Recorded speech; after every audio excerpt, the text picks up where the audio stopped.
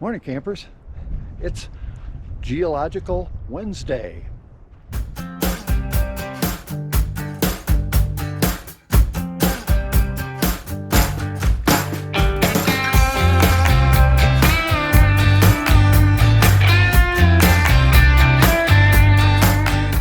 We're up in Mammoth Lakes, and our first stop here is Earthquake Fault, which sounded interesting. So let's check it out, see if it is.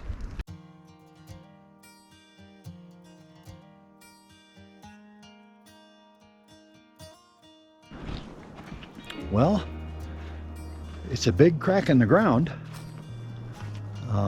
We haven't found any information on it yet, but it goes on for quite a ways here. I can see it going off in the distance.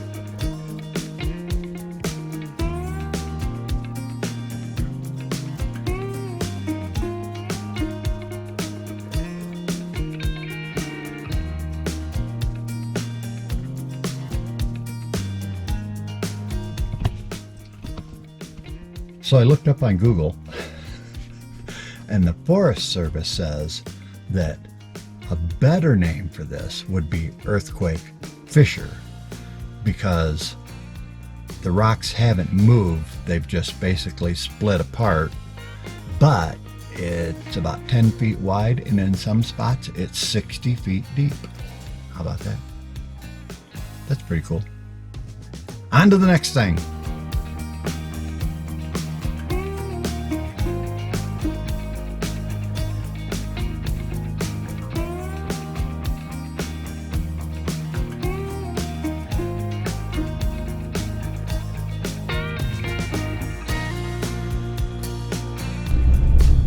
The road again. I just can't believe we're driving off the road again.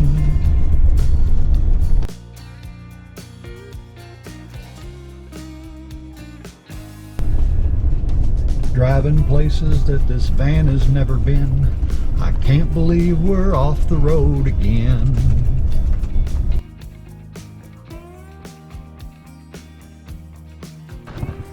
Out of the van again. Getting our hike on.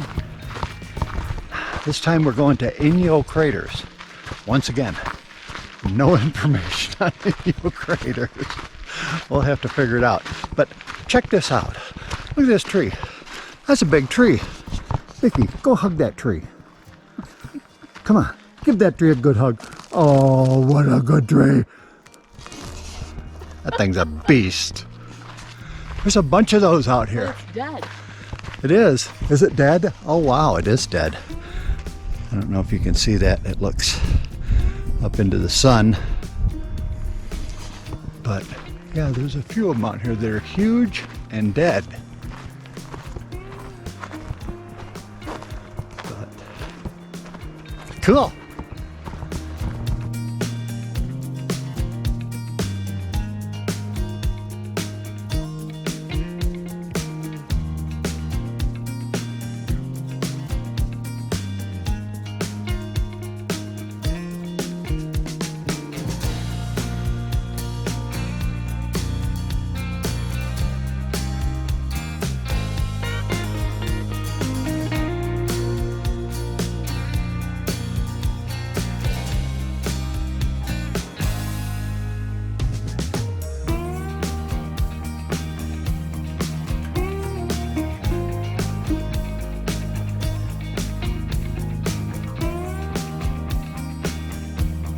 Well, we've reached our destinations. We have reached the Inyo Craters, and they run all the way around there, keeps going around there, comes back, ends up back at me. But these are not craters from things falling from the sky. They are actually craters that were created by steam from volcanic magma reaching groundwater and blowing things way up in the air. I think there's two of them. That was the first one we came to. I'm going to walk down over here and see if we can see the second one.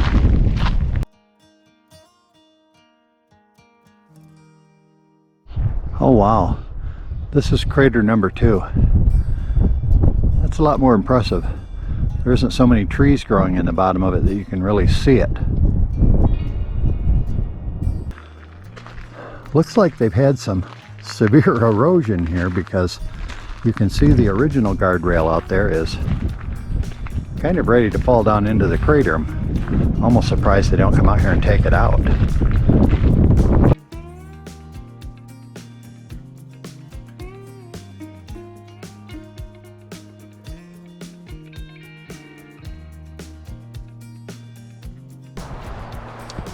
So they think that those craters formed between 550 and 650 years ago, which in geologic terms, that's like just happened.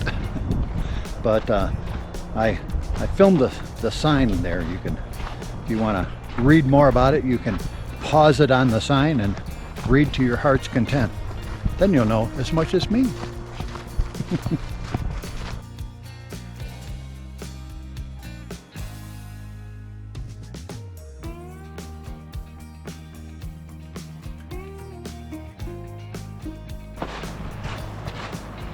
Well, that was a pretty good hike this morning. Beautiful temperature. It's got to be high 60s right now. The hike was probably a mile, maybe a little over, hard to say. But we are already back at the van and ready to move on to our next stop. We were back at the van and I heard a big tree fall, and I think it was this one. Because looking at it with these pieces of bark laying around and the pine needles kind of mushed up like this, this looks like it's all fresh break. But this thing just came down. Man, it was weird to hear that.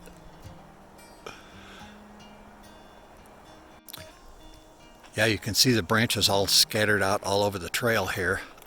And then this goes out actually over the trail,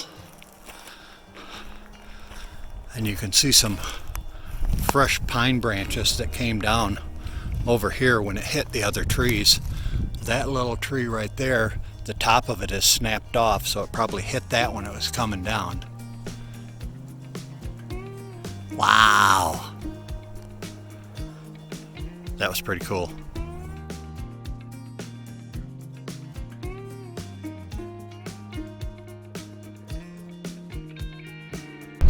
Change of plans. We were headed for Mono Lake, and I saw a sign that said Obsidian Dome. And in case you don't know, I have somewhat of a fascination with obsidian, only because it's like the coolest rock ever. So we are once again on a bumpy dirt road heading up to the Obsidian Dome.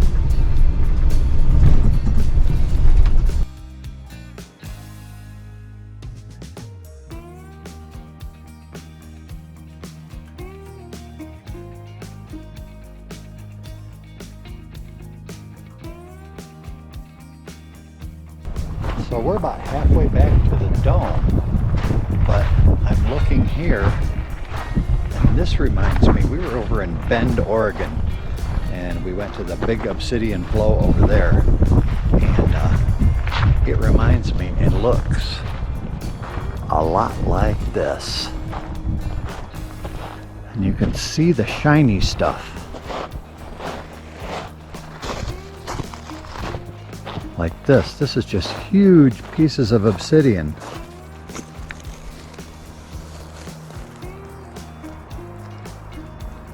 It's like glass, just in monster pieces.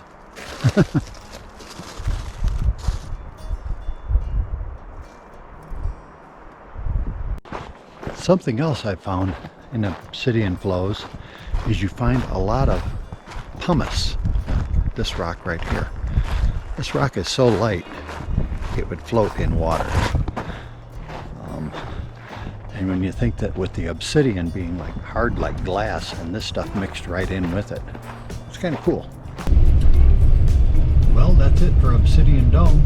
On to our next adventure.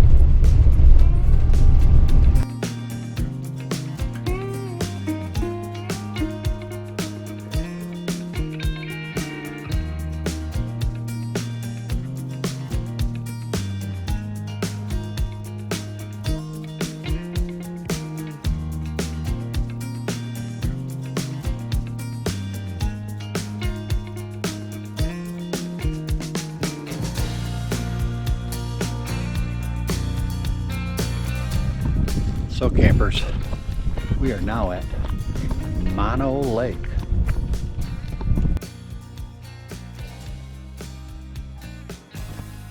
And one of Mono Lake's main attractions is the Tufas.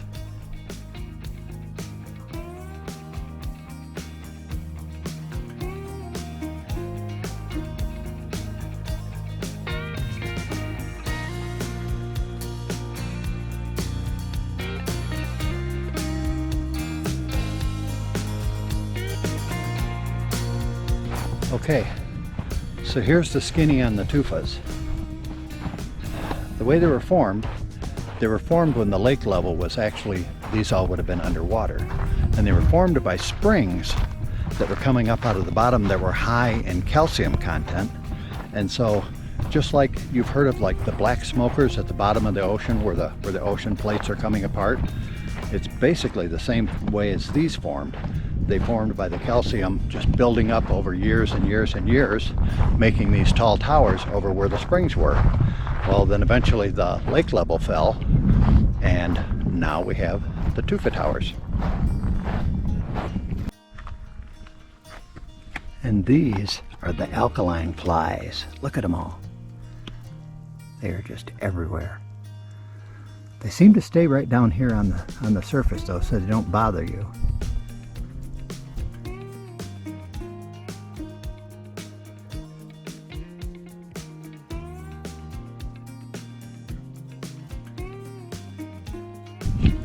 Another fun fact, the lake is 2.5 times saltier than the ocean and 100 times more alkaline. Now I've heard that if you do go out in the water, it is very, very easy to float.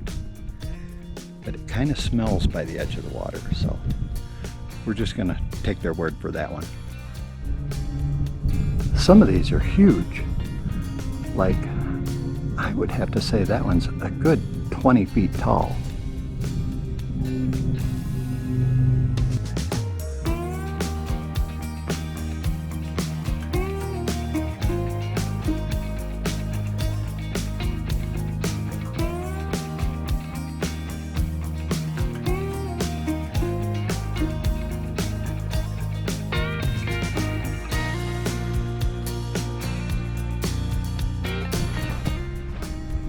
And why, you ask? Is Mono Lake so salty and so alkaline? Well, there's really no drainage from here.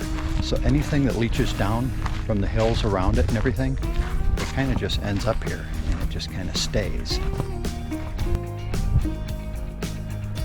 Now that is an island in the middle of Mono Lake that I read was formed by volcanic magma pushing the land up in the middle there. But this is not an extinct caldera. I think it's just a basin, a depression where water just can't get out of. Well, that ends our geologic portion of the day. But the day is still young. Let's see what else we can get into.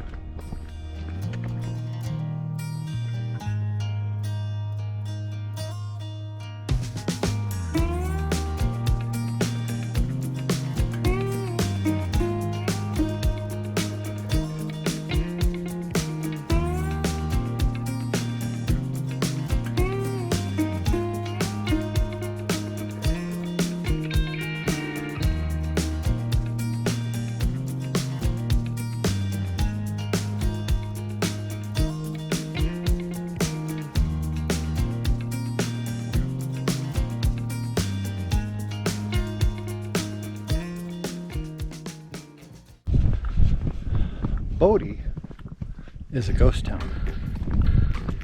And once upon a time, it had 7,000 people in this town. It had 30 mines in the area, 60 bars. There was a red light district. There was a Chinatown. They had a little bit of everything here. And I believe the undertaker business was just booming in this town. So if that gives you any idea what it would be like out here in the middle of nowhere in Northern California, that's what it was.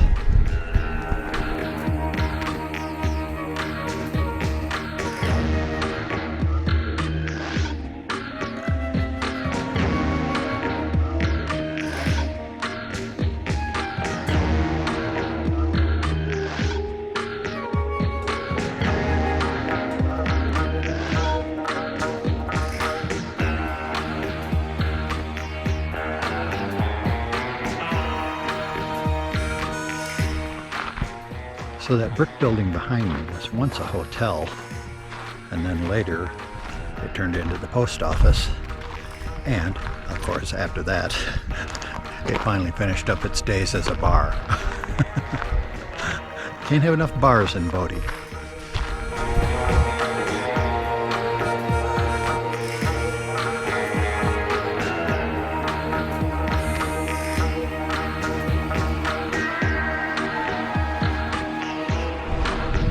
So that building behind me, that was the school.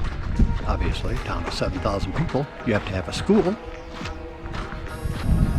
So the building behind me, that was a mill. It wasn't a mine. It was where they actually brought the ore to be crushed so they could get the silver and gold and everything out of it. And they used mercury and later cyanide, which to get the ore out, or get the precious metals out, which polluted the groundwater, so they had to start hauling in groundwater from other places.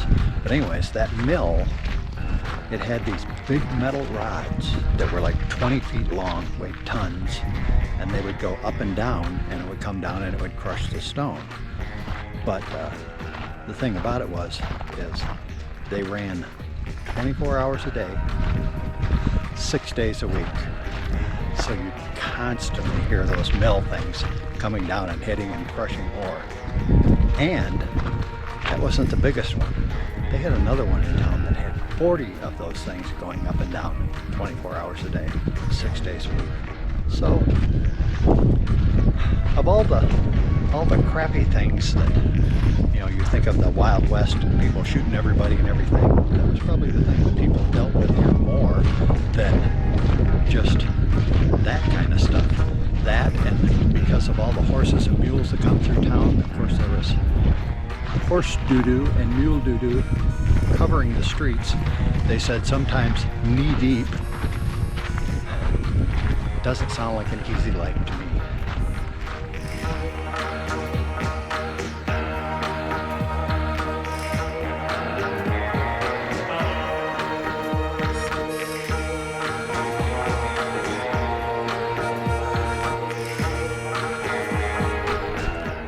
So that was Bodie.